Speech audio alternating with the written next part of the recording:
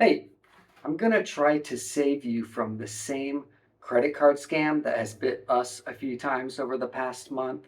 Well, this isn't really a scam as much as a common mistake stores will make that benefits the bank by overcharging your credit card.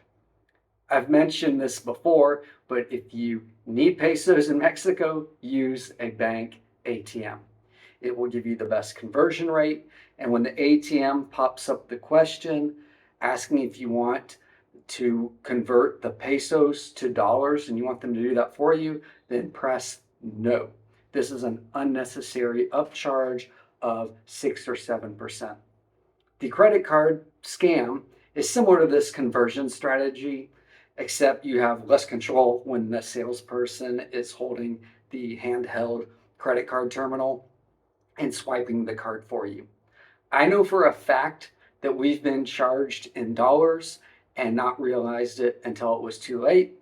And I'm sure that we've been charged in dollars and never realized it as well. A few weeks ago, we bought a replacement remote control. It was 500 pesos. When I decided to make this video, I went back and looked at some receipts, and that's when I saw I was charged $29.20 US instead of 500 pesos, which was about $3 more than what Chase Bank, my credit card, or who has my credit card, what they would have charged me to convert it versus Banorte Bank. So that's like $3, and that's not a huge deal. But if my bank gets a charge for 500 pesos, they're going to send the Mexican bank 500 pesos. And then they're going to charge me at the conversion, which in this case was about $26 and a half. The Mexican bank will keep 25 pesos and then send the rest to the store where I bought the remote. So the store will get their 475 pesos. And in this particular case, the store still got their 475 pesos, but the Mexican bank, Banorte, ended up getting about 75 pesos. So a few months ago, we bought a couch. We were charged in dollars again and not in pesos, which was an additional $40 US. And it was a huge pain in the ass that took us 2 days to sort out. Then last week, we bought an air conditioner. I told the salesperson before she charged us to please make sure that they charge us in pesos and not in dollars. And then the receipt prints out, and you can probably guess how we were charged. And now the fun begins. The people in the store are telling me every possible excuse. Now, I know that the extra money isn't going to the store. The extra pesos are going to the bank. It was 9,860 Mexican pesos. Now, the bank charges me 595 US dollars. In the end, I paid 522 US dollars. So the extra $73 would have netted Banorte Bank a nice little bonus of around 1,400 pesos. And of course, Banorte is already charging the store a fee to use the credit card terminal.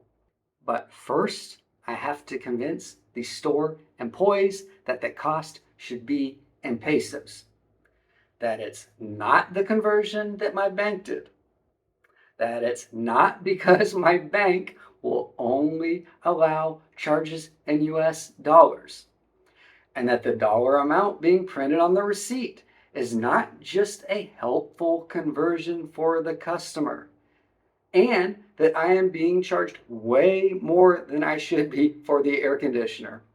It's a 14% markup, and $73 is a lot of money on top of the $522 US that I've already committed, which doesn't matter because it's supposed to be 9,860 pesos, and whatever my bank charges me, euros or dollars or yen, has nothing to do with the store or their bank. So anyway, so that's like 25 minutes of my life. After they tried to charge me 2 more times, couldn't figure out how to do it, then my credit card got shut down. And I'm in the store now calling my bank to explain what was going on. And I hadn't made this call since we bought the couch a few months ago and my credit card company shut my card down. So that's like another 25 minutes. And then I took the credit card terminal from the store employee and said I would get the charge ran through the terminal. And it is a little confusing.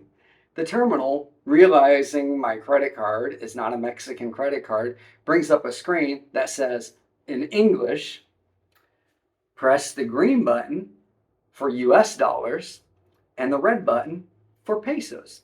Well, the green button looks like an A-OK button, and the red button is a big red X. So the store employee probably doesn't read it and just hits the green button. A-OK, let's move forward. And moves on to processing the credit card in dollars. But if you aren't in front of the screen when the employee's doing this, you don't get to see any of this. Anyway, fortunately, it's all sorted out, and that brings me to today and this video, and hopefully next time you're in Mexico and you're buying a couch or an air conditioner, you'll now be a little more aware.